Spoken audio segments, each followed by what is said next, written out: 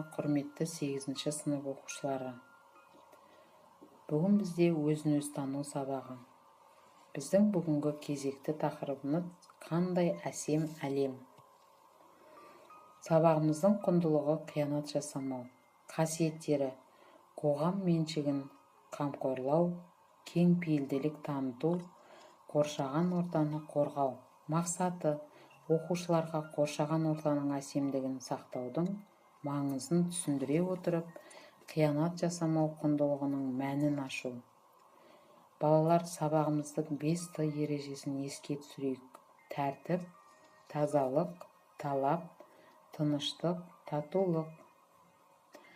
Үй тапсырмасын тексеріп алайық. Тылсым дүние мәтінін оқып келуге берілген болатын. Сұрақтар.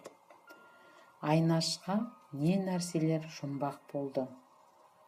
Айнаш малдың өсу ерекшеліктерін не себептен таң қалды? Айнаш неге мектепке аруды армандады?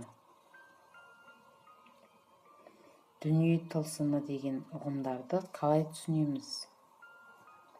Бүгінгі сабағымыздың дәйек сөзі Бауыржан Момышұлының оқушыларға 3 рет қайталап алайық. Сұлулық дегеннің тамыры табиғатта. Сұлулық дегеннің тамыры табиғат. Қане балалар, мұқият оқып дәптерлеріңе жазып алыңдар. Бүгінгі біздің дәйек сөзімізден қандай ой түйіндедіңдер? Адамның табиғат алдындағы парызы неде? Табиғатқа өз көзқарастарыңды, қарым-қатынастарыңды қалай білдіресіңдер? Табиғат сұлулығы дегенде нені түсінесіңдер? Мұғалім сыйы. Ыбырай Алтынсариннің таза бұлақ әңгімесі. 3 жолаушы бір бұлақтың басына келіп, бірін-біріне кез болыпты. Бұлақта бір тастан жерден шыққан айналасы қалың шөптер болыпты.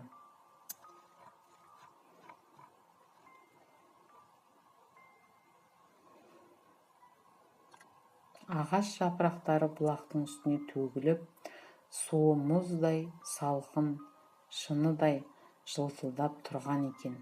Әдемі таза бұлақ су шыққан жеріне бір қазандай тасты біреу ойып қоршап қойғандай. Оған жазу жазып қойыпты. Әй жолаушы, жолаушы болсаң осы бұлақтай бол.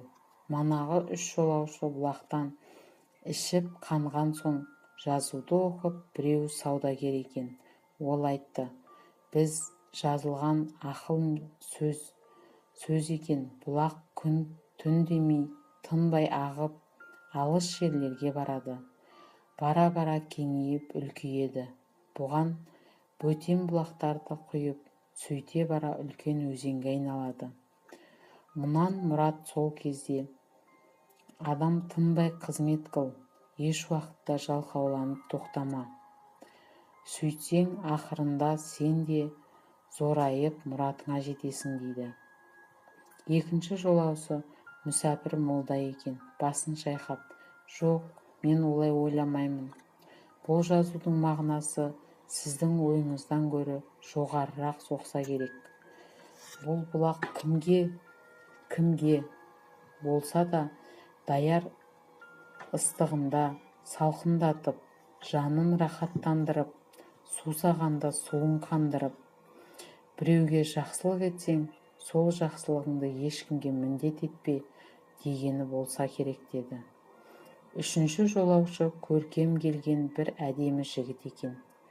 Бұл үндемей тұрып қалды. Сен не ойлайсың? Деп сұрады. Менің ойымша бөтен бір нәрсе келеді. Бұл бұлақтың суы бір орында тынып тұрып, шөп шалам түсіп, лай қоқым болса, бұған адам мен айуан мұнша ынтық болмас еді. Бұлақ күні түні тынбай ағып, тазаланып тұрғаны үшін ынтық болады. Олай болса, жазудың мағынасы